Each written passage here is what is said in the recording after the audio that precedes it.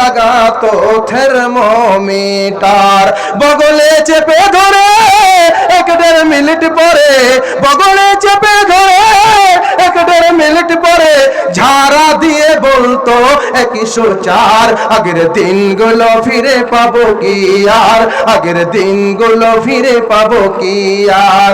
আগেকার ডাক্তারেরা ছিল না এত চিটার, আগেকার ডাক্তারেরা ছিল না এত চিটার। জ্বর হলে লাগাতো থার্মোমিটার, বগলে চেপে ধরে 1-1.5 মিনিট পরে ঝাড়া দিয়ে বলতো 104, ঝাড়া দিয়ে বলছো 104।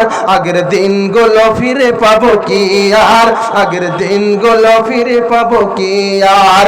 ডাক্তার বাবুর চেম্বারে গেলে, ডাক্তার বাবুর চেম্বারে গেলে পারে 1 মিনিট সময় দিলে ভাইরে 500,000 টাকা ফিলায়।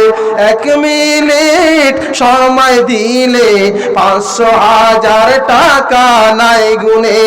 আগেকার ডাক্তারেরা ছিল না এত চিটার, আগেকার ডাক্তারেরা ছিল না এত চিটার। জ্বর হলে লাগাতো থার্মোমিটার, বগলে চেপে ধরে 1-1.5 মিনিট পরে ঝাড়া দিয়ে বলতো 104।